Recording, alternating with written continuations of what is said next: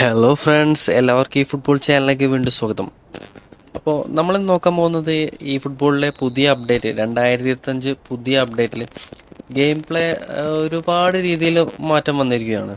അപ്പോൾ നമ്മൾ അതുപോലെ ഗെയിം പ്ലേയിൽ ബുദ്ധിമുട്ടുന്ന കുറേ ആൾക്കാർ നിരവധി പേരുണ്ട്.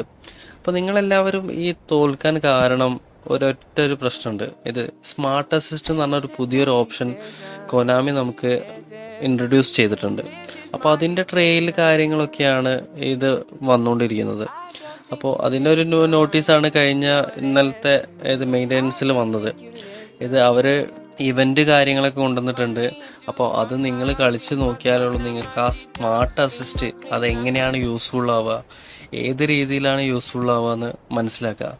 ഞാൻ ഓൾറെഡി നോക്കി, സ്മാർട്ട് അസിസ്റ്റ് ഒക്കെ നല്ല വർക്കിംഗ് കാര്യങ്ങളൊക്കെ ഉണ്ട്. നിങ്ങളത് എങ്ങനെ എടുക്കണം, അത് എങ്ങനെയാണ് സെറ്റ് ചെയ്യേണ്ടതെന്ന് ഞാൻ പറഞ്ഞുതരാം.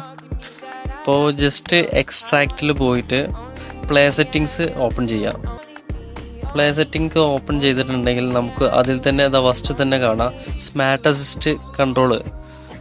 അപ്പോൾ അത് ജസ്റ്റ് ഓഫ് ആണെങ്കിൽ അത് ഓണാക്കി വെക്കുക. ഈ ഓണാക്കുന്നതോടെ നമുക്ക് ഒരുവിധ പ്രശ്നങ്ങളൊക്കെ സോൾവ് ആവും. അതേപോലെ തന്നെ ഡിഫൻസിൻ്റെ ലെവലിൽ ഒന്നും കൂടി ഗെയിം പ്ലേ ഇമ്പ്രൂവ്മെൻ്റ് ആവും. ഏത് സ്ട്രൈക്കിംഗ് ആയാലും ശരി, മിഡിലായാലും ശരി, ഡിഫൻസിലായാലും. ഓൾമോസ്റ്റ് ഗോൾ കീപ്പറിൽ വരെ ഈ സ്മാർട്ട് അസിസ്റ്റ് വർക്ക് ചെയ്യുന്നുണ്ട്. അപ്പോൾ അത് മസ്റ്റായിട്ട് ഓണാക്കി വെക്കുക. പിന്നെ അടുത്തത് ടച്ച് ആൻഡ് ഫ്ലിക്കാണ്.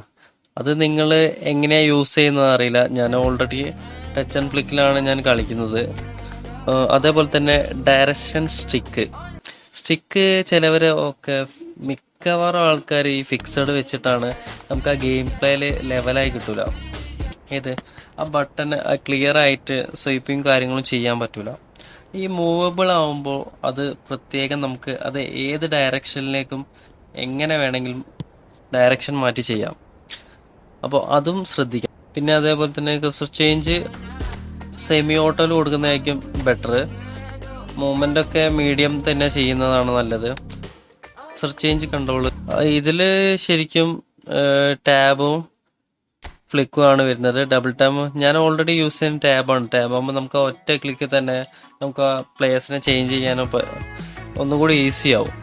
അപ്പോൾ ഈ കാര്യങ്ങളൊക്കെ ശ്രദ്ധിച്ചിട്ട് നമുക്ക് നല്ലൊരു ഗെയിം പ്ലേ ആസ്വദിക്കാൻ പറ്റും.